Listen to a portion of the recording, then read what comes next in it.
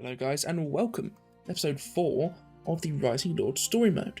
So, I have to be honest, it has been well over a week since I last recorded an episode of this, but I'm still very familiar with this situation. We've just had the Battle of the Bridge where we fought the Fells for the Iron Mine and we won thanks to our cavalry coming in from our brother. I think his name was not Richard.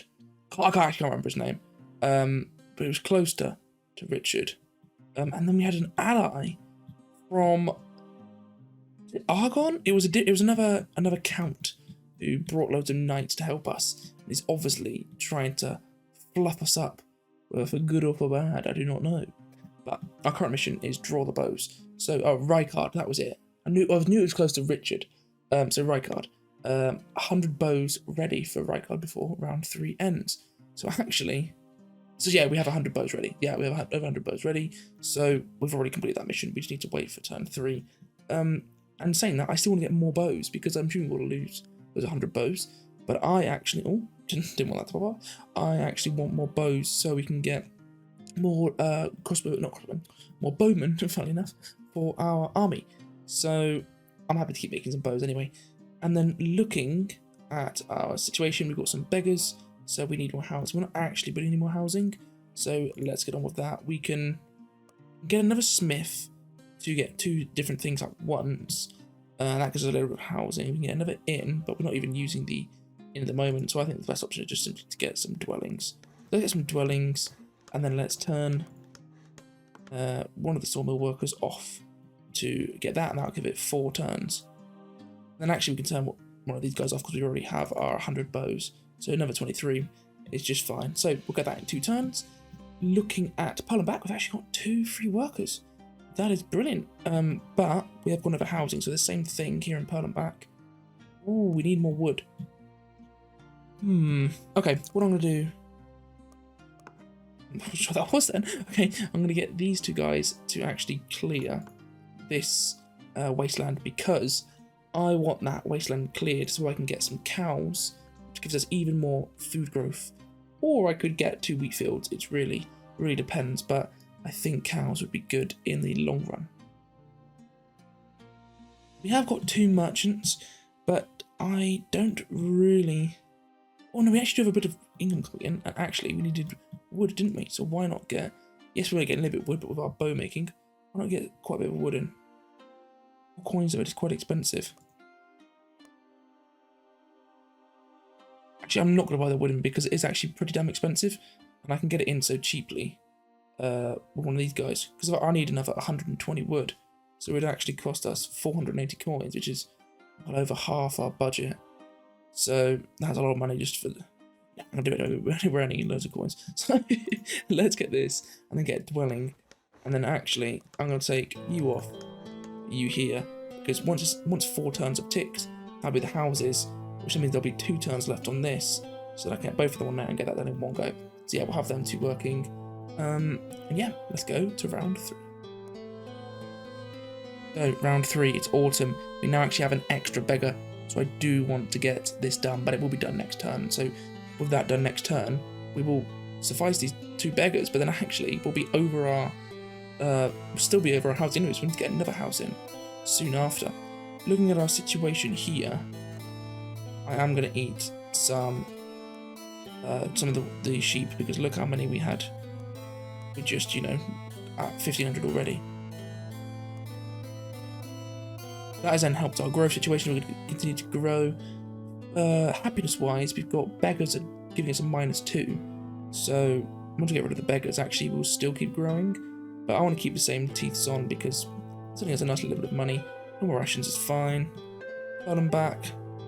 Yeah, situation in pearl and back is fine when it comes to the happiness growth. I think actually we can go to a half teeth. We're still going to get that happiness growth there. Joanne. Tankred is going over the reports for patrol, but his mother takes him aside. Heard about the Safaru girl who tried to steal our grain. Ava looks serious.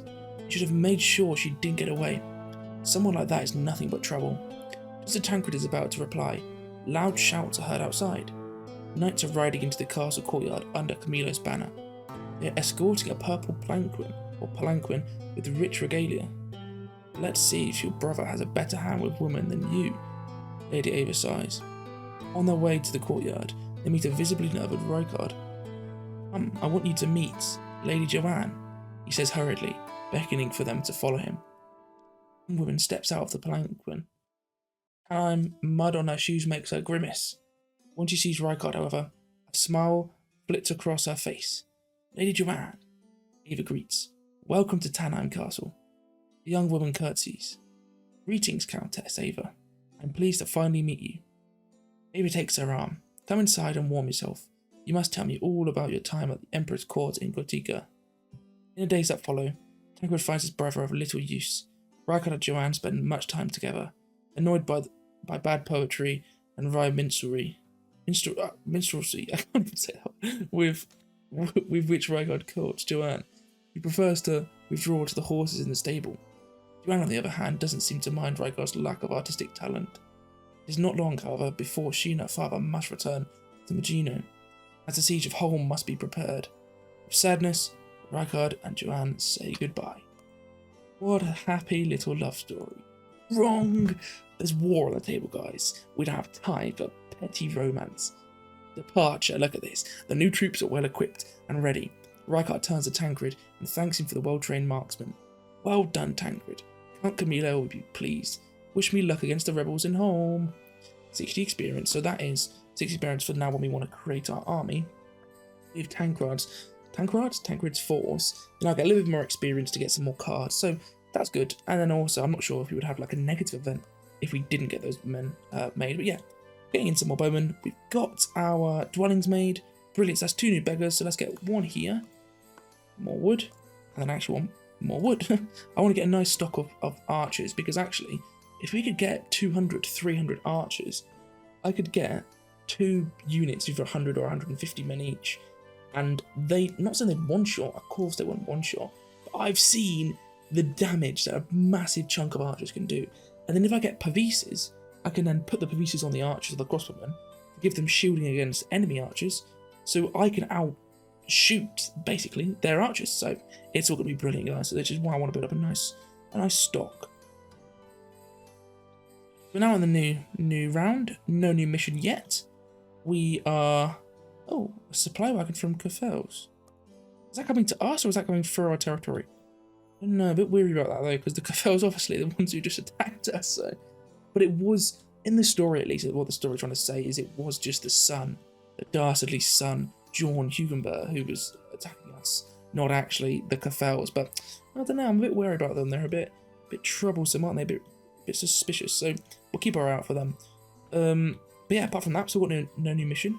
I don't think anything's really changed, so we will I'll take them off there.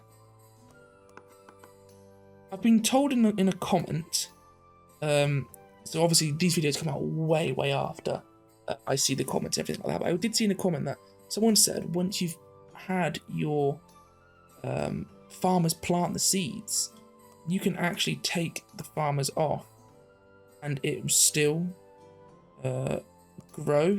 I don't know how true that is. You can see here it has the red line, so I'm gonna keep it here like this because this is how I usually play. But he did say that once you've planted the seeds, you don't actually need all the farmers on. You just need them for planting and for harvesting. But I'll leave it like this for now. But it's something to keep a thought on. More refugees. One day, people are again standing at the gates of Tannheim. There are more displaced people from the east. They say that they're from St. Ormu, where the rebels have seized power. They look hungry and desperate, but the people of Tannheim are extremely critical of more and more new refugees. What should we do with them, sir? Asked the captain of the guard. You may stay. The problem is that -10 happiness is a big hit. It is a big hit. I think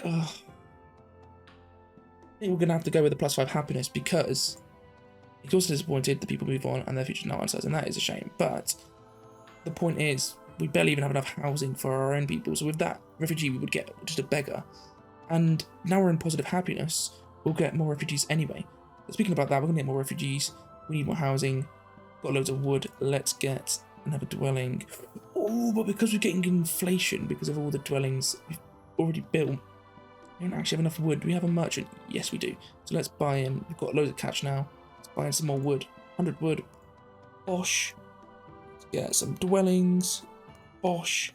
So we can get you off there. And let's get you off there. So that'll be 2 turns and we'll have more dwellings in. In Perlenbach, we have now built the dwellings. So we actually have some capacity. So I want to get, like I said, you there. So that means the wasteland will be done in a turn. And then I actually want to build an inn, because the inn gives me the 500 people, but then it also means if I have any excess population, I can get a bit of happiness on the inn. But saying that, we don't actually have enough wood. I need, was it just 200 here? I think it was just 200. So I need another 182, which is pretty expensive. Yeah, but I can afford it, and let's go for 182. So let's get an inn right on the road here, leading to the village. Oh, lovely. So an inn there. Why is his text coming up? Right, place it there. So 6 turns, that'll be done.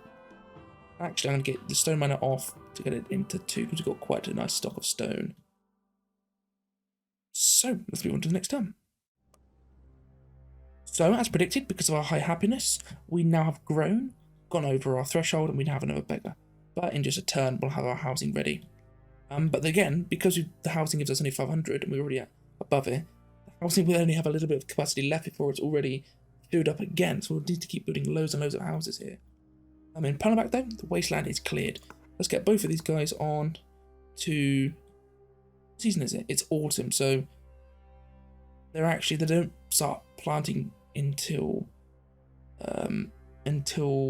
winter, I don't think. But anyway, I don't want to have this as a wheat field. I'm going to have it as a cow field. I could have it as a horse field, though. And that's something to think about, because, oh gosh, the Black Bunch. Yeah, these guys look very scary. They've got 2 pikemen, archers, peasants, swordsmen, and peasants. And this guy looks very frightening. He's got some war wounds there. He's got some sort of like satanic or crazy symbol on there. Looks very scary. So actually, maybe I do go for horses, because one thing I've learned about this bloody game is horses are ridiculous. Cavalry and knights absolutely annihilate anything that comes in their way, unless it's cavalry or knights they're encountering, or unless they're attacking a huge amount of pikemen. So they just wreck the field. But obviously, the big component you need is, yes, you need heavy armor, yes, you need swords, but the next component is horses, and horses are 10 coins each to buy. Actually, no, they're 10 coins each to buy. That isn't actually too much. Whereas the armor and the swords are much more expensive. And also, the horses aren't very good for food. They're the worst one for food. So actually, no, I'm not going to use horses. I'm going to go for, as I said, to start with cows. We're only getting 8 cows, so let's speed that up by buying in a load of cows. The cows are really cheap at 3 coins. So actually, buy the full 142 cows. Now we'll speed that up. And then if we take this guy off, it does double the amount we're getting in. That's only from 8 to 16. I think I'll keep them on, because I do want to get cows quicker, but I can get a shed. Not enough wood. We need a little bit extra wood. Don't have enough money though. Okay, that's a shame. They are coming. Oh god, is this to do with the Black Bunch? Oh no. One evening, a tired rider in ragged clothes arrives in Tannheim. It is young Sir Damien Regis, who had ridden out with the other companions to track down the leader of the bandits. Eva has wine brought to him from the cellar, and he thirstily drains the cup in one go.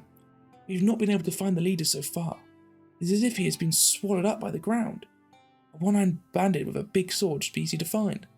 No one claims to have seen him. He shakes his head. I've just come from the eastern provinces. The situation there is out of control. The rebel leaders are gathering many poor and desperate people and arming them with weapons. The prospect of plentiful spoils keeps them together.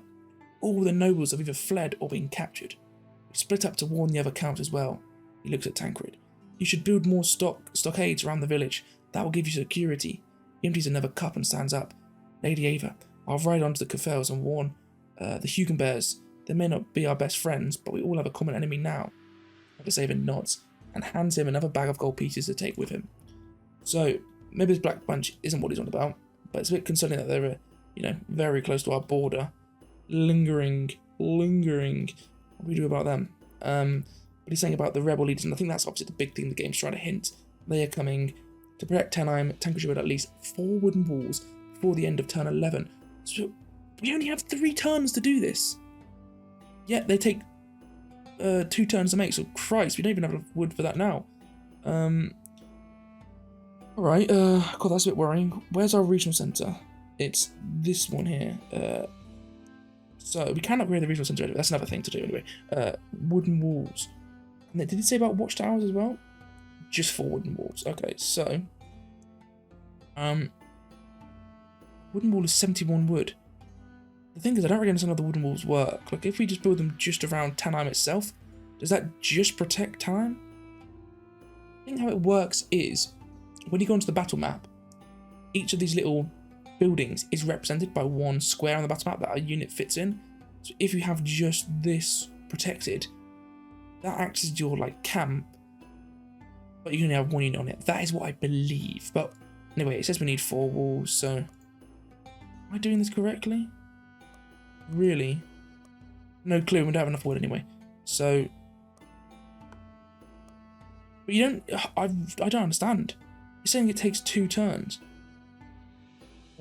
Balls take 2 turns to finish. So I don't understand if it means it just takes 2 turns and it automatically does it, but we can't assign builders to it, so I'm assuming it means it just takes 2 turns. Just 2 turns, like, and then it'll be done. So no, we've got 200 bows, that's more than enough. Let us start getting some wool, well, light armor. So I'll make 90 of that, 90 more, and I'll get some spears in. We've got our 3, we can't get any more forestry, can we? Oh no, we can go up to 4. I do need the food, so I'll keep them there. But we can go up to 4 forestry workers to get some more wood to make these walls. So here in Perlenbach, we're just getting the inn made next turn. But it doesn't say anything about getting walls in Perlenbach, so I'll leave that.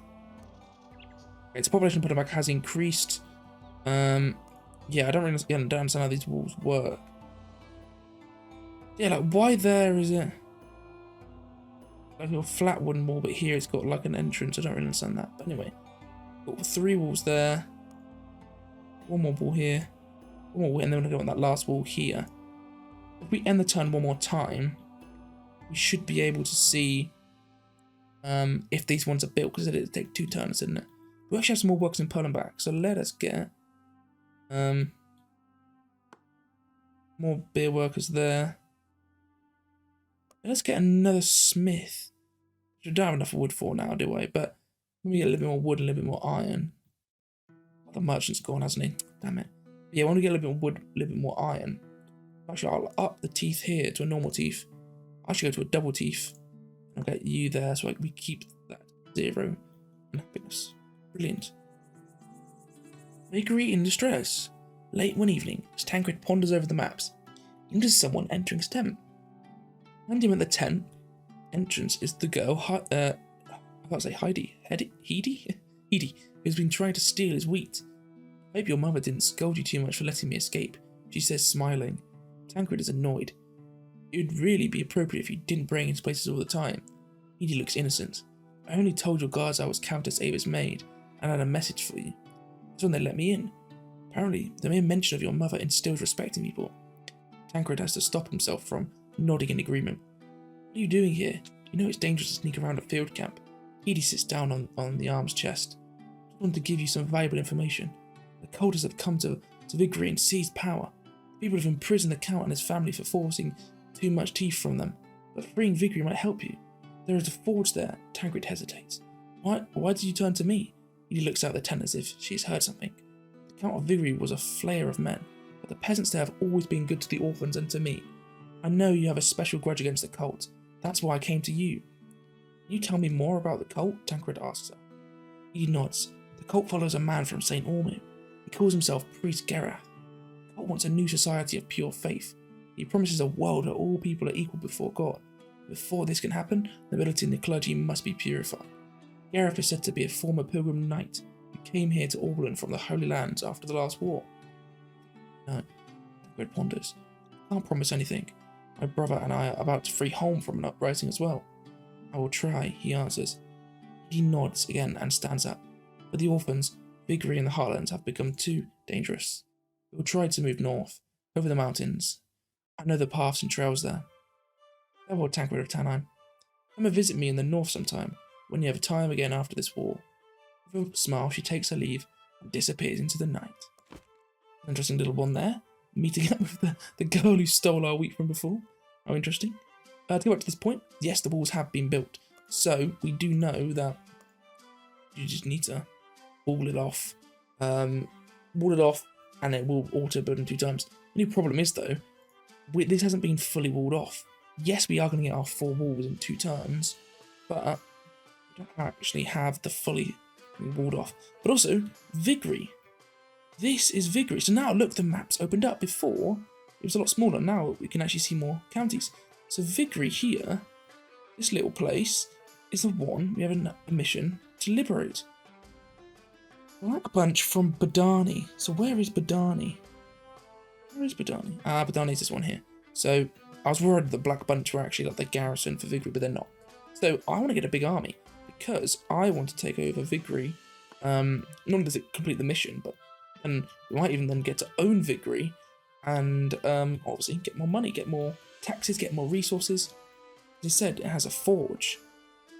Smithy to construct equipment. Obviously, we've already got a smithy here, but that would be helpful. So let us continue to get a lot of stock. Actually, I'm going to switch this from the wool to spears, which do cost iron. We don't actually have enough. We have enough iron. We've got the iron mine, brilliant stuff. So we can get some iron there. Get you to get some more wood because I do want more wood to build more properties. We have stone here as well. So with stone, if I stock that up, I can obviously build stone walls, which I just believe are better than wood walls in terms of in defense, they're harder to breach. We can also build stone castles instead of stone castles. It's just actually town guard. I don't think we can actually build castle just yet. So it'll be just town guard, which houses people, but then also gives a better garrison. In terms of growth, we do have a little bit of space here in Tannheim. I think I want to get another smithy, as I've said before, because there gives us a tiny bit of population increase, but it means I can actually start mass producing equipment by splitting what I'm making. Saying that though, technically, because you can go up to 4 people here, it actually is, there's no point in me making another smithy, because actually I could have 4 workers here to make, 4 lots of spears, and then the next turn I swap it to have 4 workers make 4 lots of bows. Do you see what I mean? If I have 2 smithies but only 2 on each, it's literally not having any more efficiency. So I'll actually leave the smithy. I'll just get some more dwellings. I'll actually get a bathhouse because the bathhouse increases health and armies. Increases the army morale. Okay, we'll save up wood for a bathhouse then. And here in Perlenbach, I'm going to upgrade the pastures with the shed. Also, this blackleg disease, I completely missed that. We now are missing out on... I wondered where all our cows went. Yeah, all the sheep here as well. So, I'm going to take a little bit of time to recover for that one. Brilliant. Tankred managed to build the ramparts in time. People of Tannheim feel safer, so extra happiness, extra experience. But, hungry besiegers. Eva rushes a tankard one evening with an urgent message. A message for Rykard. The siege is going well. He needs more supplies and raw materials. Apparently the rebels still won't give up. No one knows how long the siege will last. Please send these goods to home as soon as possible. Nemes, they are coming as well. The enemy armies reach the border of Tannheim. They have left a trail of devastation in their wake, and will not stop until they have conquered the entire region. They are led by Melkor, former blacksmith from Taraso. He has managed to gather a reasonably well-trained and armed force, and so far has only known victory. Tankred must now quickly make the final preparations for the defence. Right, so we've got 2 new things. This is him here. I think it's him here. It's gotta be. He's now on our board. Oh no. So the black bunch, it is done. They're coming for us. The scary bunch, Christ, they look a bit scary. So how long do we have for that? The Tankred must send a wagon with 500 wheat to Holm before the end of turn 13. We can do that because in Perlenbach we have quite a bit of wheat. So let us, so wagon here, to home. And then we need to send 500. So we can do that. So it costs 150 coins. Send that now. Where is it? Where's the little wagon? There's a little wagon. So we've also got some more workers. We actually do need to upgrade here in Erlenbach. And I actually want to get a smith. But we need more wood. We're just not making enough wood. Even though we've got 4 workers on this, we're just not getting enough. So we do need more of that. But also looking at the spears, we're not getting spears strong enough, quick enough. We've got 218 armor, but then only 60 spears. So I think what we need to do is do this and just switch over and actually do the same again. We can actually have 3 workers. Okay, I do want a smithy, but the smithy is how much wood? 230. So actually, yeah, we won't actually have enough wood next turn either. Okay, I'll have to have a think, but I think it's time we get some 2k though. 2k mercenaries. 1k mercenaries to Blood Brothers. Yes. So Hungry Besiegers, that is done.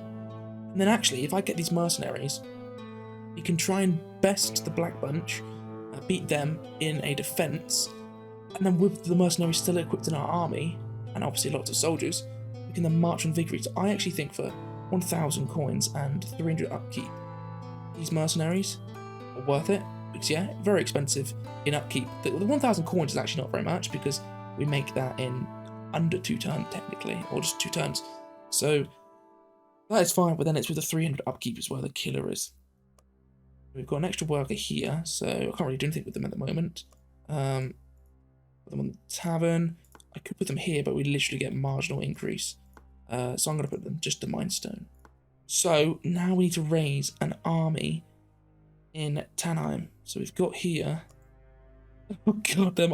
What actually it means is this literally. Yes, an opposing army stands within the border. Well, usually when you're at the border, you just literally have 1 turn to march in. So I think we need to raise an army right now. So we've got Tankred. Look at him, growing up into a man. He's got all this cool armor on.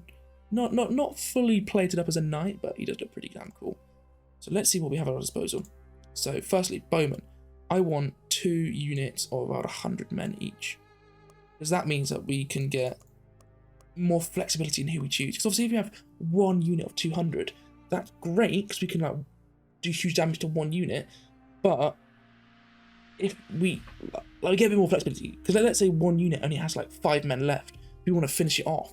If we have all 100 men shoot at that unit, we're then losing out on a bit of efficiency. So it's better to split your men out. But then you don't want to split them out too much because then they're easier to kill, easier to pick off 1 by 1. So it's about getting that balance. We'll get 2 of them. We will get our 100 mercenaries, because again we have to pay their 300 upkeep whether we have them equipped or not. So we'll have them there. No cavalry, got no horses. We only get 60 pikemen for now. Ooh, that's not good. And then I'll just get some peasants to sort of, hold off the line. I'll get 2 lots of 100. Because remember what I was saying about it doesn't cost. I don't think it costs anything more to split them out. The only thing is you can only limit. Well, this is how many armies you can have. So if you wanted to get like extra spearmen or whatever, you'd have to delete one of the peasants and group it into one of these. But because we've got the space, why not do it? Let's get, I don't know, 80 peasants here, 80 peasants here. And then what I'm doing with those is they'll just be in like an annoyance force. I can trigger an enemy's retaliation with them and then strike him with my blood brothers. So that's why it's maybe good to have extra peasants split out instead of just one big grouping of peasants. One thing is though, I'm going to get rid of one of these peasants. The reason is because I don't want to go into 3,000. But yeah, there we go. Now I've got some more. I don't want to go into 3,000 because otherwise I'll lose an extra, because I'm already losing 2 beggars from 2 peasants from this. But let's get these guys. It's going to cost 140 coins, losing about 500 people. A lot of happiness lost though. Oh, spend the general's XP. So, well, I haven't actually spent any. I forgot I didn't assign any cards for this general, did I? So, let us get, I think, shields up, because we can put them.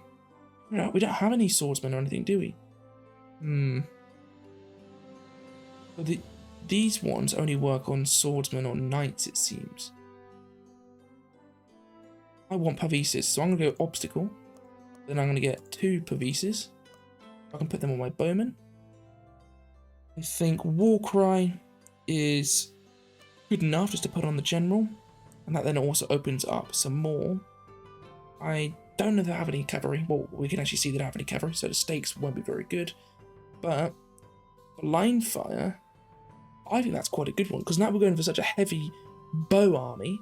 Blind fire means, as far as I can tell from the card, you use the card and your archers get an extra shot, but the game randomly chooses where that extra shot goes. But that's still an extra shot, because I've got so many archers. That's actually pretty useful. So there's my cards, and they're pretty decent for our squad. These will protect our archers against the enemy archers. This means our archers get an extra shot. This simply just maybe helps protect our archers. And this gives the general a little bit of a boost to the enemy, or giving the enemy a negative debuff. So there we go. There's our cards. Let's muster the army. Can't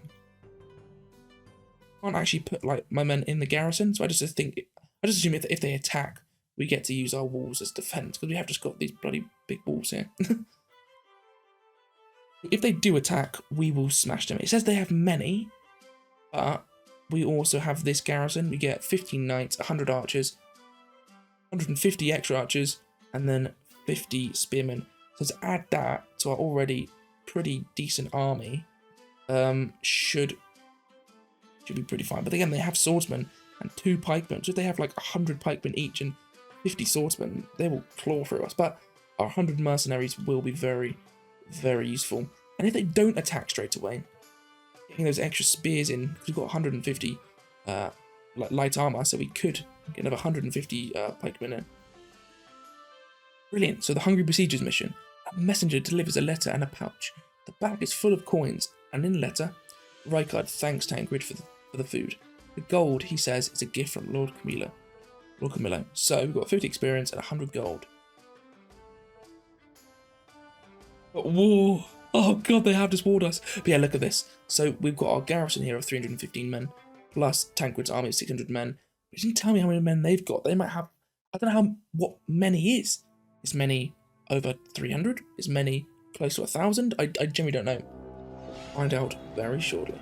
To battle!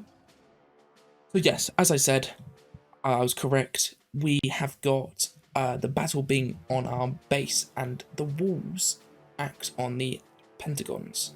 So, or sorry, the hexagons. So if we put a unit in here, it means that they have the walls, which means if at any angle they're attacked from, because it's a wooden wall, they get 2 attacks saved. So I think what it means is they can attack for free, but the enemy can't attack until it breaks the wall, or maybe it means that both sides can't attack each other, but the other enemy has to keep pushing, which would obviously be useful for archers, because it means the archer can fire, but the melee units can't reach it. But actually, this is the capital of Tannheim. I thought it was this one here, because it's the city centre. Actually, our, not capital, sorry, but our like flag point is the wooden fortification. So I'm going to put both my archers in these ones. Then I know they can shoot, but they can't be attacked. So let's get both our archers in. So they've got 100 archers. They look like they're level 2 or level 3 archers, so that's a little bit more scary. Let's get our cavalry here. So they're on the plains, ready to move. Ooh. 100 swordsmen. I can't emphasize how deadly that is. 75 pikemen, okay. That is really bad, guys. Really bad. Ooh. And they're level 3 peasants, I believe. So level 2 or 3 archers, level 2 or 3 peasants. Ooh. The pikeman's 175 isn't terrible because you can't put shields on a pikeman, so my archers will just rain fire on them. But I don't know if we have enough melee units to hold them back. 250 peasants there. Again, we should crush. I'm thinking to put my general on... not the cavalry are brilliant, but there's just not enough of them, in my opinion. And because they have so many pikemen, if the pikemen start hitting the cavalry, they might actually like one-shot them. So I'm going to put the general on the mercenaries. And yes, I'm happy with these. The Pavises. Blind fire. They've actually already got a thingy. We took 23 damage there. Who's this first? This is the Knights. So actually, have a look. 39 damage there. 18 damage there. But look, if we take on their pikemen, we actually lose more men than we kill. If we take on their peasants... Ooh, I don't want to overextend too much though. I think I'm going to need to take on their peasants. Or maybe I hold back. I'm just worried about these pikemen, because if I know if I push up here, the pikemen can come in and take me on. I'm quite worried about them. But I don't really want to take on their archers, because they're on a hill. They get the 30+ counter, and they get mounted defense, so it's quite scary. I think I'll go for their peasants. We took one loss, and also start raining down fire. I could try and counter snipe their own archers, but I don't feel that's actually the biggest threat. Oh, actually no, because if their archers were whittling down us, weren't they? I am going to counterfire their archers. And that's a nice 28 hit there. Why can't these guys hit anyone? It's just because they're just generally too far away. Then these guys can shoot across the whole map. Very strange. They're just as out of range. So let's just push these guys up. These archers, yeah, do massive damage to their archers. But their archers, look, don't fire until all the way here. So I kind of want to take on... Yeah, look, we either do 10 to 17 damage here or 10 to 17 damage here. The swordsmen are much scarier. So let's take out their swordsmen. And then actually their swordsmen are also their general. So we want to annihilate them. And they're putting lots of cards on this guy. So this peasants here aren't going to do any damage. It really is just to hold them back. And look at this. They're now breaking down the walls. So this is where actually the walls have been good. Okay. Not terrible there. Not terrible there. Putting some cards on. Oh, that's a lot of damage. That's a lot of damage. I'm going to simply tell these guys to entrench. I actually did a lot of damage to their pikemen here, so let's take them out. Because if we hit them first, they also retaliate us for less, so we're going to keep doing more and more damage to them.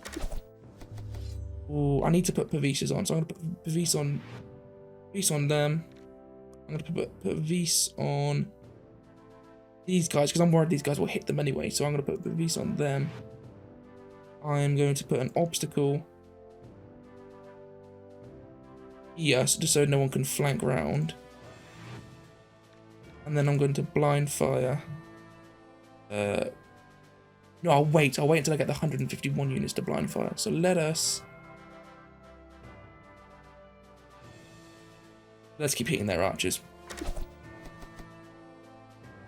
My knight. I'm gonna try and just whittle down their peasants here, because their peasants here are guarding their fort. So if we can take out that fort, that then means I'll get a big morale debuff. So let's also blind fire with these guys.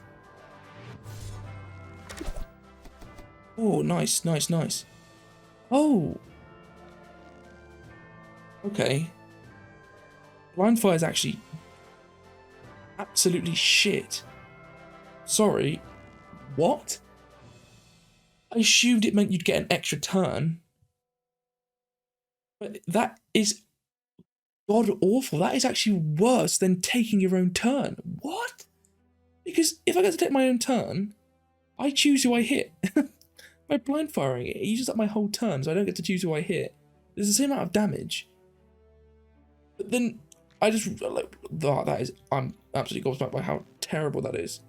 Wow. But anyway, let's move on. Let's whittle down their swordsmen, because again, so oh, they've got shields. Oh, that's a shame. Damn it, damn it, damn it.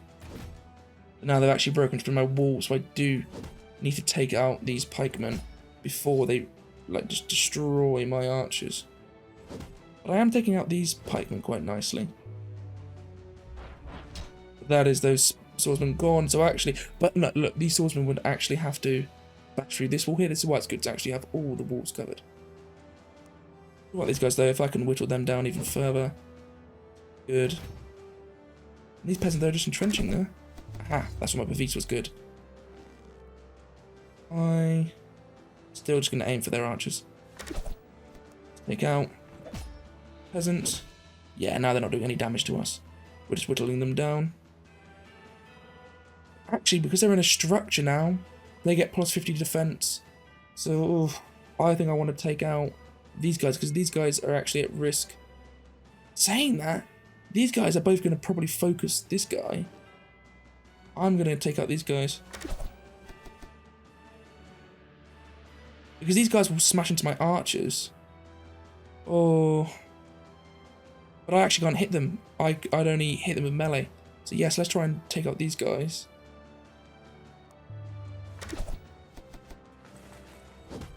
Yeah. Because now with them dead, that would then mean that these 90 pikemen could last longer. And actually, to be honest with you, they're only doing 30 kills.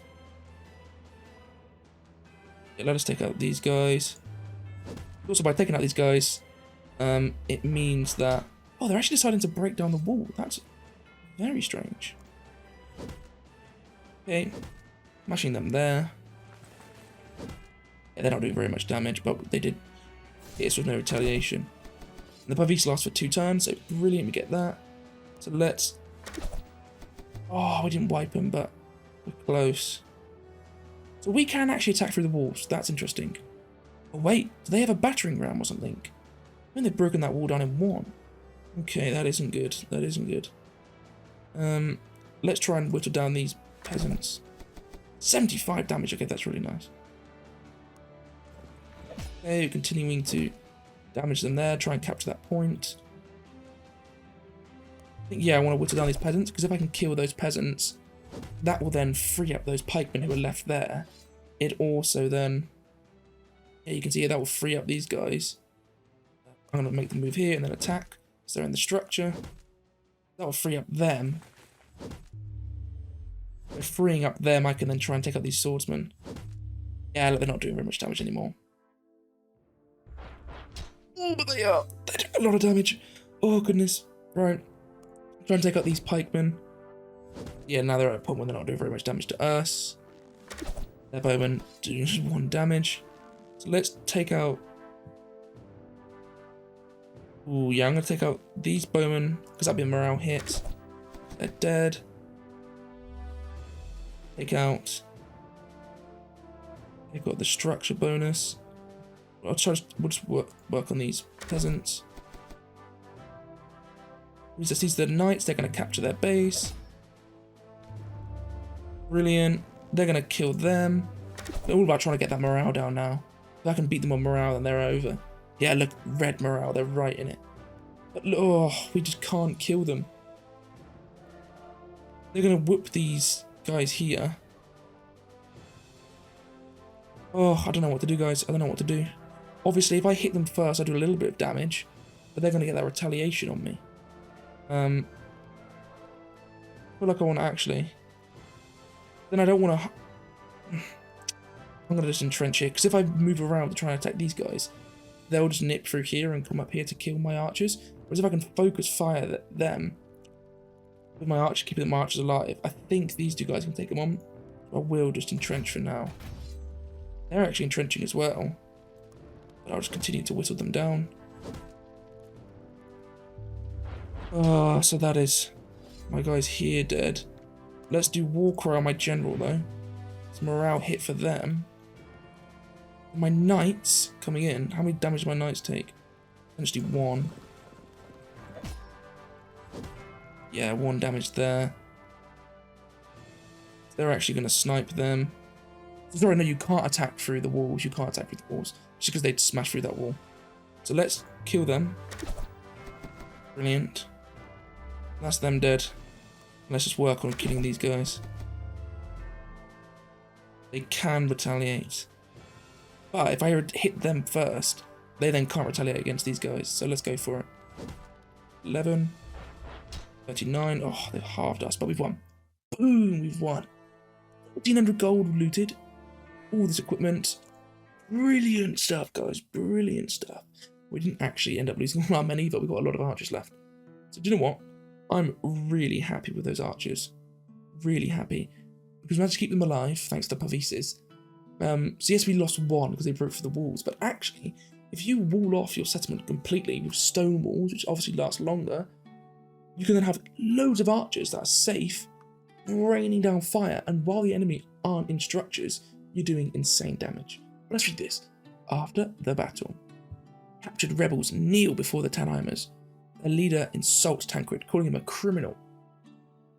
He says that Tannheim does not belong to Tankred and his family, but to the people.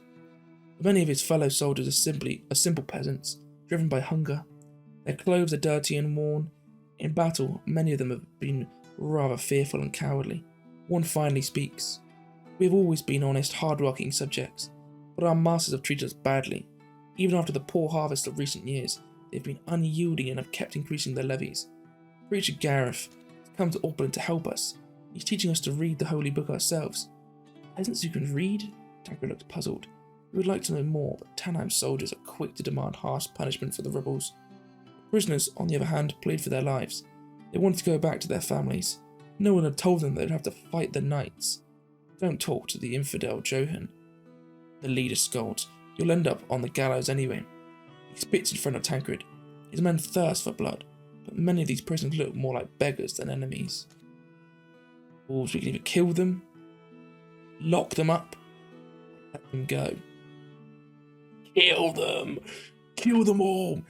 My reasoning is, we didn't do anything aggressive to them. These people aren't even from our territory, so I wasn't aware.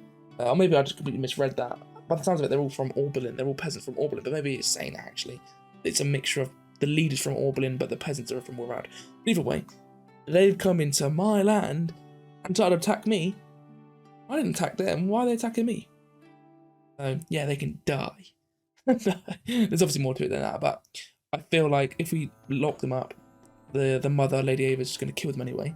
And if I let them go, there's the worry that because there's so much rebellion going around in all the other counties, these guys will simply just regroup and they'll attack us again with even more men. So I feel killing them is sort of the only choice we have, really, that gives us any chance of surviving for the next fight.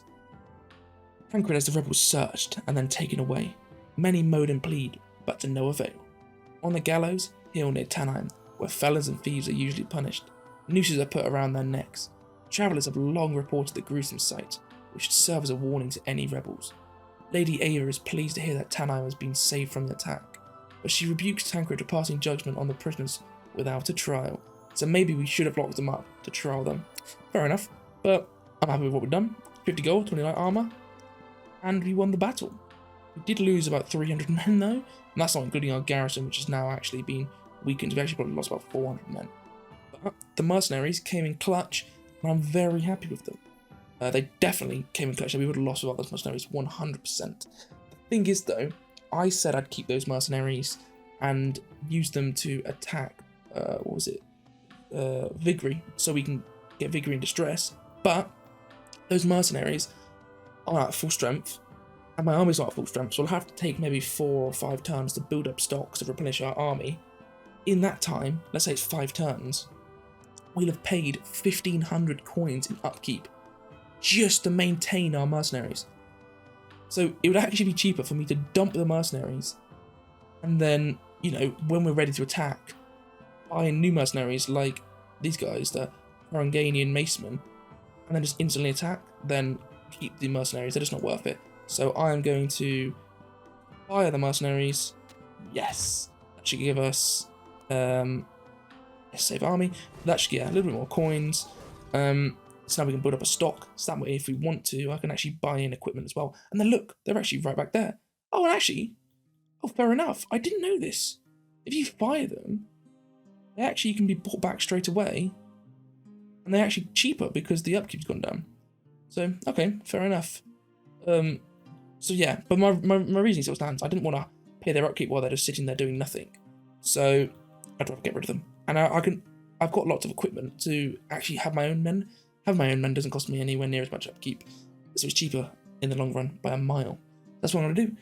But anyway guys, that's been one big episode. I hope you've enjoyed it. If you've watched it all the way through to the end, or you've watched most of it, I thank you so much, and I really hope you enjoyed it. If you did enjoy it, please give it a like. you're enjoying the series as a whole, Rising Lords content, or maybe it's just the story mode series, then please consider subscribing. And if you are interested in being more a part of the community, giving me feedback, new ideas for games to play or series, then please join the Discord. The link for it is in the description. Thanks a lot, guys, and I'll see you in the next episode. Sarah.